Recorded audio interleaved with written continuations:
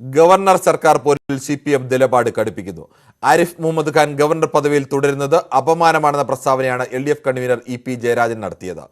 തെരുവ് ഗുണ്ടകൾ പോലും ഉപയോഗിക്കാത്ത പദപ്രയോഗങ്ങളാണ് ഗവർണർ നടത്തുന്നതെന്നും EP ജയരാജൻ പറഞ്ഞു. അദ്ദേഹം ഒരു RSS വളണ്ടിയറായി തരം താഴാൻ പാടില്ല. താൻ ഉപയോഗിച്ച പദം താൻ ഇരിക്കുന്ന സ്ഥാനത്തിന് യോജിച്ചതാണോ എന്ന് അദ്ദേഹം തന്നെ ഒന്ന് സ്വയം വിമർശനപരമായി പരിശോധിക്കൂ. കേരള സംസ്ഥാനത്തിന് ഇന്ത്യക്കാകെ അപമാനകരമാണ്.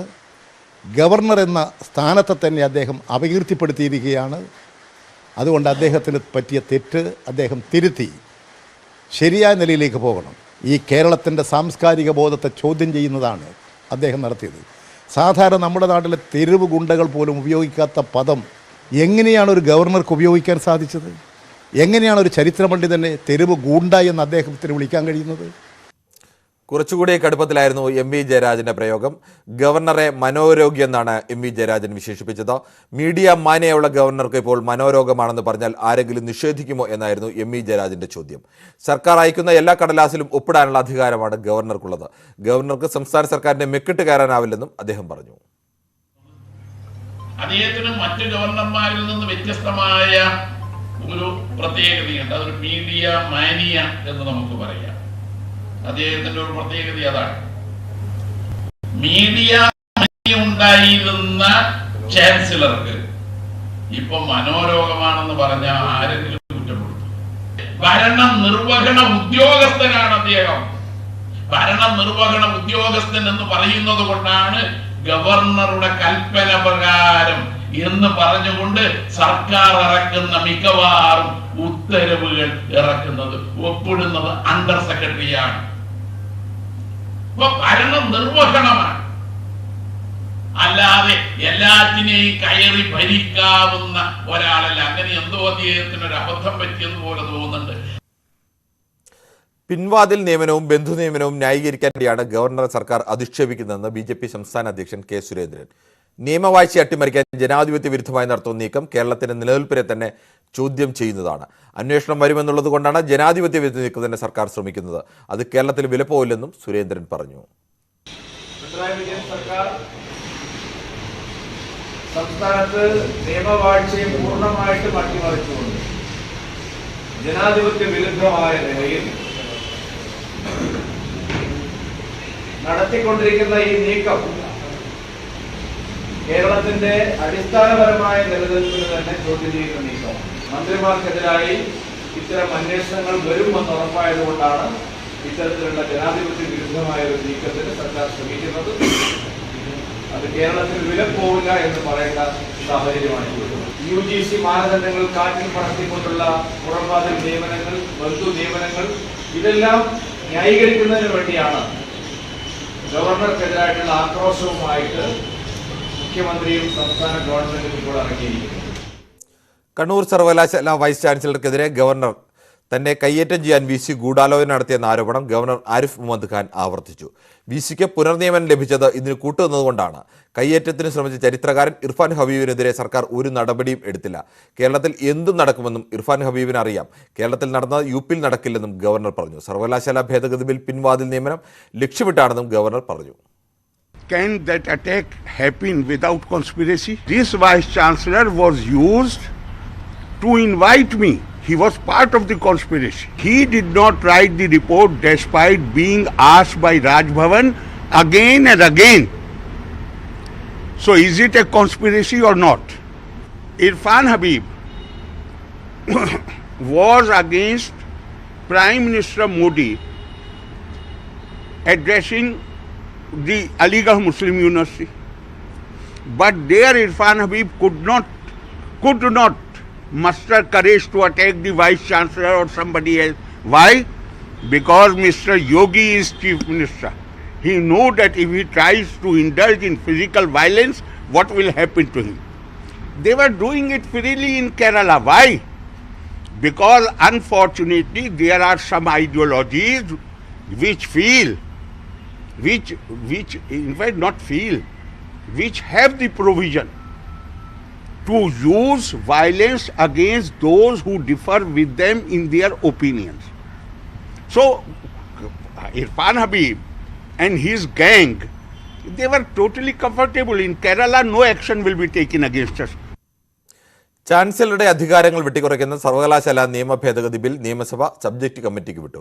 UGC ചട്ടങ്ങൾക്ക് വിരുദ്ധമായ ബില്ലിന് നിയമസാധ്യത ഉണ്ടാകില്ലെന്നും സർക്കാർ താൽപര്യത്തെ സംരക്ഷിക്കുന്നതാണ് ബില്ലെന്നും പ്രതിപക്ഷത്തിന്റെ തടസ്സവാദം തള്ളി. ചാൻസലറുടെ വിവേചനാധികാരം കുറയില്ലെന്നും ബിൽ അവതരിപ്പിച്ച ഉന്നത വിദ്യാഭ്യാസ മന്ത്രി ആർ ബിന്ദു വിശദീകരിച്ചു. വൈസ് ചാൻസലർമാരെ തെരഞ്ഞെടുക്കാനുള്ള സെർച്ച് കമ്മിറ്റി അംഗങ്ങളുടെ എണ്ണം 3-ൽ നിന്ന് 5 ഉയർത്തുന്നതാണ് പ്രധാന നിയമ ഭേദഗതി. ഇതോടെ സെർച്ച് കമ്മിറ്റിയിൽ സർക്കാരിന് ഭൂരിപക്ഷമാകും. ചാൻസലറായ ഗവർണറുടെ താൽപര്യം മറികടക്കാനുമാകും. വൈസ് ചാൻസലർമാരുടെ പ്രായപരിധി 60-ൽ നിന്ന് 65 ബിൽ നിർദ്ദേശിക്കുന്നു. കേന്ദ്ര നിയമത്തെ മറികടക്കുന്ന ബില്ലിന് നിയമസാധുത ഉണ്ടാകില്ലെന്നായിരുന്നു പ്രതിപക്ഷത്തിന്റെ തടസ്സവാദം. പാർലമെന്റ് പാസാക്കിയ ഒരു നിയമവും സ്റ്റേറ്റ് ലെജിസ്ലേച്ചറിന്റെ നിയമവും തമ്മിൽ ക്ലാഷ് ഉണ്ടായാൽ പ്രിവെയിൽ ചെയ്യുന്നത് പാർലമെന്റ് പാസാക്കിയ നിയമം മാത്രമാണ്. അപ്പോൾ UGC റെഗുലേഷന് വിരുദ്ധമായിട്ടാണ് നമ്മൾ ഈ അമെൻമെന്റിൽ ഈ ഭേദഗതി കൊണ്ടുവന്നിരിക്കുന്നത്. ചാൻസലറുടെ അധികാരം പരിമിതപ്പെടില്ലെന്നും UGC ചട്ടം ലംഘിച്ചിട്ടില്ലെന്നുമായിരുന്നു ഉന്നത വിദ്യാഭ്യാസ മന്ത്രിയുടെ മറുപടി. സെലക്ഷൻ കമ്മിറ്റിയിലെ അംഗങ്ങൾ ഉന്നത വിദ്യാഭ്യാസ മേഖലയിൽ പ്രാഗൽഭ്യമുള്ളവരും സർവകലാശാലയുമായോ അതിൽ അഫിലിയേറ്റ് ചെയ്ത കോളേജുകളുമായോ ബന്ധമില്ലാത്തവരുമായിരിക്കണമെന്നാണ് വ്യവസ്ഥ ചെയ്യുന്നത്. ഇതിൽ ഒരാൾ UGC ചെയർമാൻ നാമനിർദ്ദേശം ചെയ്യുന്ന ആളായിരിക്കണം.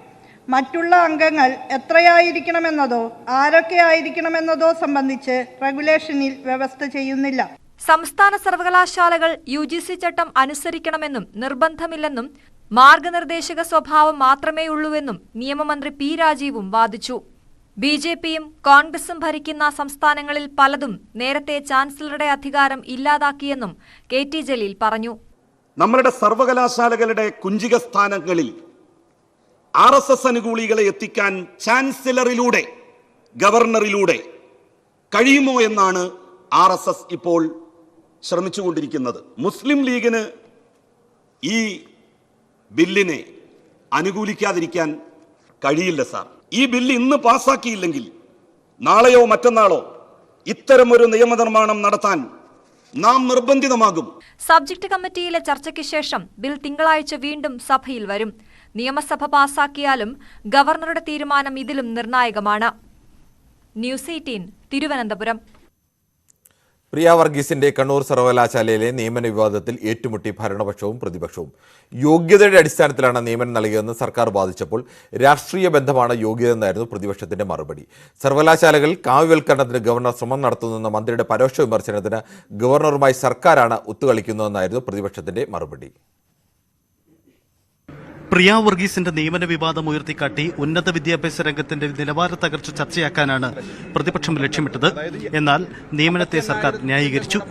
ആദ്യത്തെ 100 സ്ഥാനങ്ങളിൽ നമ്മുടെ ഉന്നത വിദ്യാഭ്യാസ സ്ഥാപനങ്ങൾ ഇടം പിടിക്കുന്നത് നിലവാര തകർച്ചയല്ല ഉയർച്ച എന്നുള്ളത് യുക്തിസഹമായി ചിന്തിക്കുന്ന ഏതൊരാൾക്കും വ്യക്തമാകുന്ന കാര്യമാണ്. രാഷ്ട്രീയ സ്വാധീനം മാത്രമാണ് പ്രിയ വർഗീസിന് യോഗ്യതയായതെന്ന് പ്രതിപക്ഷം.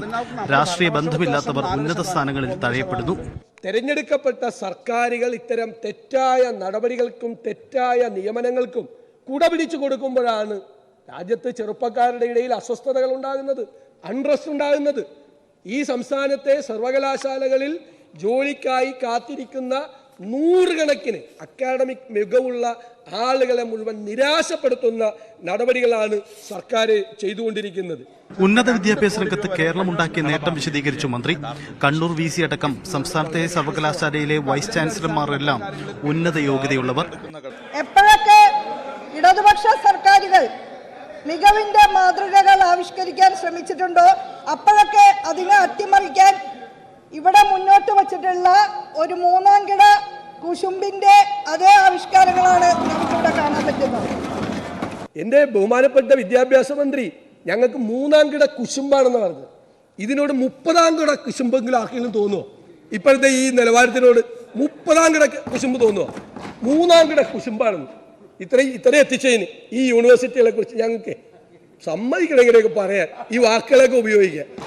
ആർക്കെങ്കിലും വഴി പോകുന്ന ആർക്കെങ്കിലും ഒരു കുശുമ്പ് തോന്നുക. ചർച്ചയിൽ മുഖ്യമന്ത്രി ഇടപെട്ടു.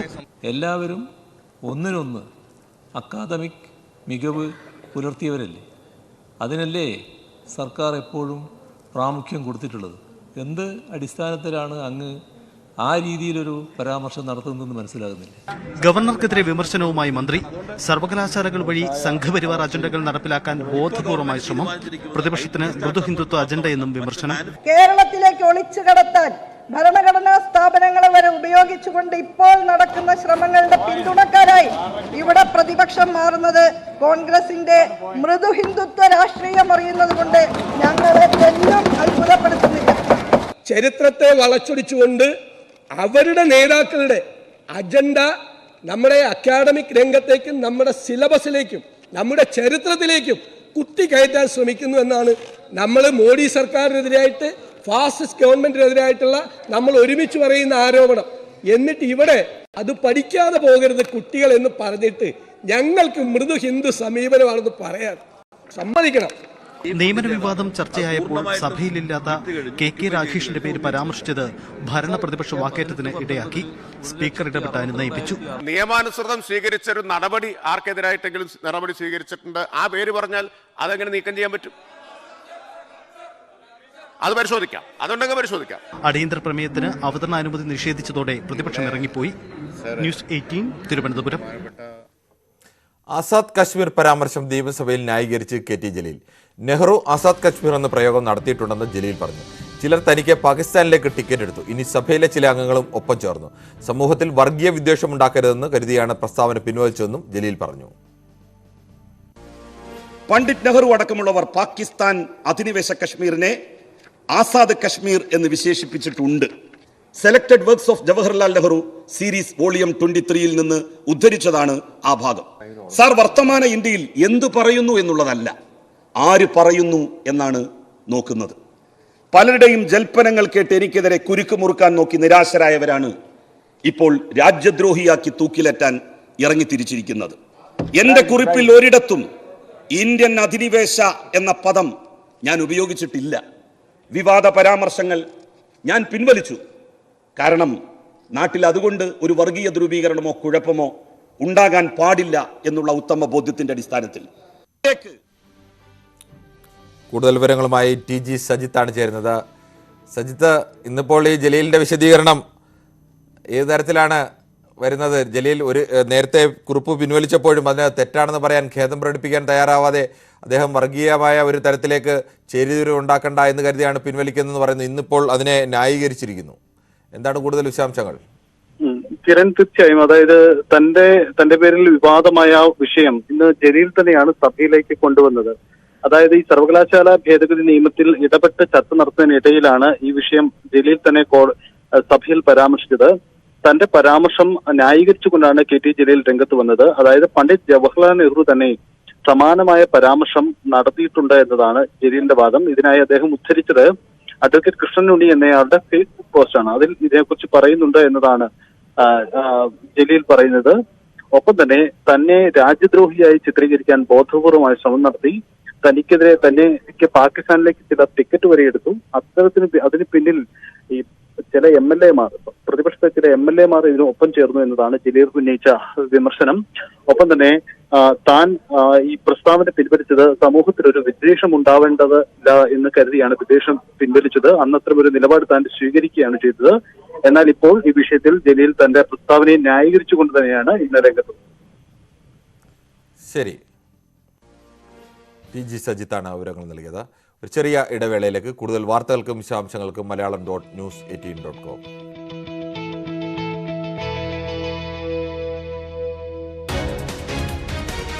The university's amendment bill has been sent to the search committee today. So how do you? So why should I react? Assembly is a body. Assembly as a body of legislators has the right to pass laws or decide to send it to which committee? Subject committee. So what's wrong with that? Why I should comment on it? Will you When we come to the bridge, we will cross it. I'm not going to reply to speculative questions. If it is done, then what you will do?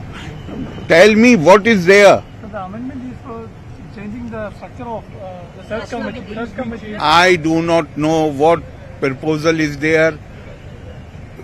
legislative assembly has full right, and that right must be respected. But governor's duty is also there, and you can be certain that I will not allow a kind of selection where vice chancellors can be used to appoint relatives of those who are in power.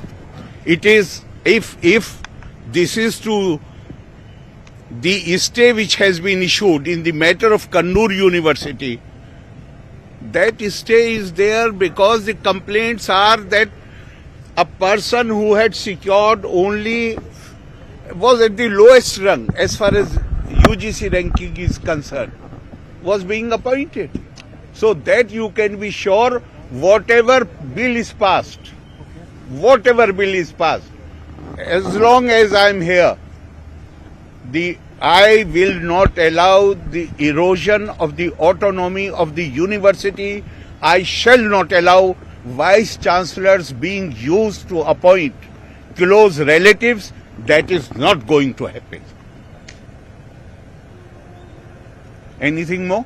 Sir, one thing more. What about the Chancellor's Award? The Chancellor's Award for 2021 is not has been declared. Why so? I will go and see. Why? Actually, a university where in one season 2 papers have been repeated. You want me to give award to them?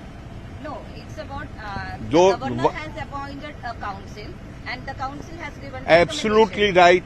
All these facts were hidden from that council. The university where, you tell me what you will do if you were in my place. In one season, 2 papers, examination papers of last year have been repeated. And in one case, answer sheets were provided to the candidates. And in another case, university wanted me to approve their proposal that degree can be withdrawn for the time up to 10 years. And High Court itself turned it down. And High Court said that the Chancellor has rightly rejected this proposal. How will you, if you were in my place, what you will do? Actually, this university is recommended. I'm not going to tell you, but this much I can tell you. You can find out in which university, instead of examination paper, answer sheets were provided to the candidates. But the council was appointed by governor. It's okay, but if a governor was not providing the facts, that was for the universities. So that's the reason. This is a strong reason. And then in this context, this is also very important, that they wanted to withdraw the degree of these students. And the words which were used, for which Vice Chancellor has expressed apologies later, because I took exception. I said, what wrong this, if your system fails and you are calling them, they have received degree, and for this moral delinquency, I do not know what to say in Malayalam, moral delinquency, their degrees should be withdrawn, and they sought my approval. I said, what wrong they have done? If your system has failed, your system is not working, you are not working, and even if you wrongly give degree to somebody, what crime that person has committed? How can you call them moral delinquent? And then whom they were calling moral delinquents? They are people like you from Kerala, youngsters. You want them to go with the label of being morally delinquent? I took exception. How can you write this? The lapse is on your part, and you are blaming those who have received the degree. How can you use this language? Do you understand the meaning of these terms? And then the Vice Chancellor officially, in writing, he said sorry. Governor, when you were in Delhi, you had stated that you will protect democracy, and that is the reason why the promulgation of the 11 ordinances you will not sign. I have not said. I have not said but that. But now you're stating that you're happy with the proceedings that is happening? Why? Do I have if I have protecting democracy, protecting constitution means I will do my duties conscientiously. That does not mean that I show displeasure over some other body doing something and I show displeasure. No. I am responsible for the duties which are placed on me. I am not responsible for what other, they are to be respected, those bodies. How do you link the two? Yes, my duty is to protect, preserve and defend the constitution and law. And in doing so, I will see not only that the word of the law is upheld, but the spirit of the law is also upheld. As a chancellor of university, I feel ashamed. But what more can I say? If university, when I am the chancellor, there are 6 candidates. One candidate, according to UGC ranking, has received more than 500 marks. And the last candidate has received only 100 and few marks. The 100 and few, one receiving 100 and few, is being considered to be appointed. Why? Because that candidate is close or relative of. I'm really surprised at this. What I should call it, that everything has come into public knowledge, yet they are defending it. Even the High Court, I believe, I was not here, but even the High Court has stated. Democracy also means, be you ever so high, the law is above you. We all have to work under the law. So you are asking me that you have said, but you are not finding any problem with the.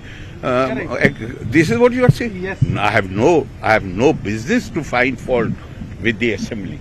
Assembly is a sovereign body, but I have a duty that when whatever they do, it comes to me, I will measure it on the yardstick of the Constitution and its spirit.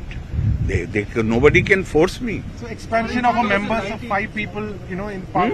If it happens, 5 people part of the search committee to find a vice chancellor. Will you be okay with that? That's a question. No.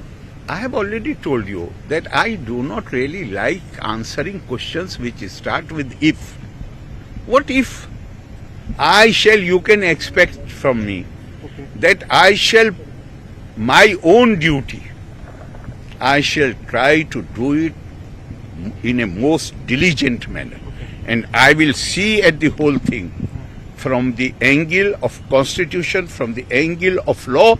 And it is also, remember, any decision which is given by the Supreme Court also becomes law of the land. Supreme Court has already said in one of its rulings that the universities are bound to follow the regulations of UGC. And regulation of UGC is that no one who has anything to do with the university or college can be a member of the selection committee. And here you are telling me, newspapers are telling me, that here the chairman of the Higher Education Council, who is there only to interact with the universities, has been made member, not only member, convener they are proposing to make him. All these things cannot escape my attention. Remember it. So in 2019, sir, you said in Delhi there was a conspiracy to attack you. When the history Congress. वो दीजिएगा मेरा. I will repeat it. Conspiracy was hatched in Delhi because they were so upset with my arguments on CAA. They had hatched a conspiracy, and Vice Chancellor was party to this conspiracy because they used where was the need for them? All the time they are describing me, although I was not even member of any political party at the time when I was appointed governor of Kerala. but they are using names of the organizations that I am serving their cause, their purpose. So, where was the need for them to invite me to inaugurate the Congress? Where was the need? No, they wanted me to come there. And some of you, have you seen those videos? Have you seen the video of 2019? You have seen? I am standing. First thing, the program cannot be more than 60 minutes as per the protocol given by the Rashtrapati Bhavan. And down below is written, no departure from the approved program shall be allowed. It is right. Now Irfan Habib was given only 2 minutes to speak. He spoke for more than 30 minutes. They made me sit there for more than 1 hour and 30-40 minutes listening to their speeches, criticizing, making all kind of allegations, and then looking at me. So they expected, I thought, they want me to reply, to respond to their criticism. As soon as I started, within 4 minutes, Irfan Habib charged towards me. Is that right? Video, see the video again. He charged towards me. On my right side, ADC was standing. He stopped. He torn the shirt of ADC. In fact, the photos were published of the torn shirt. Then, because ADC did not allow him to reach me, therefore he went from the other side, behind the sofa, and came from left side. There, security people are grappling with him for few minutes. And what the IPC says, if somebody does any such thing, what IPC says about the president and the governor, not anybody else, but a specific provision in IPC. Whoever with the intention of inducing or compelling the President of India or the governor of any state to exercise or refrain from exercising in any manner any of the lawful powers of such President or governor. Now the next one is important. Assaults or wrongfully restrains or attempts wrongfully to restrain or overawe by means of criminal force or the show of criminal force or attempts so to overawe the President or governor shall be punished with imprisonment of either description for a term which may extend to 7 years. Now, the question which comes to my mind, that in a state where people are arrested for writing Facebook posts, certain public meetings, even as journalists, if you go wearing black shirt, you will be arrested. That is not written in the law. It is written in the law. It might have happened 30 years back. How dare they did it? Because there was a conspiracy and they were assured that no action will be taken against them. Because I was involved. Therefore, I did not wish to make it an issue. Now, I am raising it only to show that these people, they have a criminal mindset. If they are violating law in the matter of appointment, we should not be surprised. People are being arrested in Kerala for wearing black shirt or not? Tell me. Tell me. You tell me. They have been arrested or not? Yes? Then if somebody comes to your public meeting wearing black shirt, he will be arrested. And somebody who tries to assault the governor, even report, Raj Bhavan wrote to the Vice Chancellor, and that is why I call him out and out criminal. Raj Bhavan wrote twice to send the report. You know what he wrote in the report? I am not a security expert. To give evidence, you need to be security expert. You will arrest people for wearing black shirt and you will not take any action if your head of the state is assaulted. The problem is what I had said at Manorama conclave about 2 weeks back, when I said unfortunately there are certain political ideologies which have not originated in India, which have originated outside. They feel that using force, compulsion, overawing somebody is politically justified. They use all these weapons against people who hold a different viewpoint. I will tell you about Irfan Habib recently. Prime Minister Narendra Modi ji, he was invited by the Vice Chancellor of Aligarh Muslim University to address the university community. Irfan Habib launched campaign that Prime Minister should not be allowed to address the meeting. Why did he not do the same thing? Why did he not indulge in violence the way he indulged in Kannur? Because he knew that Chief Minister in Uttar Pradesh is Mr. Adityanath Yogi. And if he tries to use violence, what will be done to him, he knew it well. Therefore, there, his opposition was confined to verbal opposition. Here in Kannur, he thought that I am free to indulge even in violence. And this Vice Chancellor was part of that conspiracy. And all those somewhere who did not take action, surely you must ask them that why you ignored the IPC provision. CPM leaders demanding Kannur VC to move a defamation case against you regarding the criminal. So ask him. I will welcome it. Ask him when he is going to move it. Governor, while introducing the bill today in Assembly, while the bill was being discussed, one of the MLAs said that RSS is trying, through Governor, to appoint RSS supporters as Vice Chancellors in universities. And so this bill has come. So they want to stop RSS Vice Chancellors. They want to appoint Vice Chancellors who will appoint a person who is not qualified. Is there any doubt after the stay by the High Court? Did he respond to that?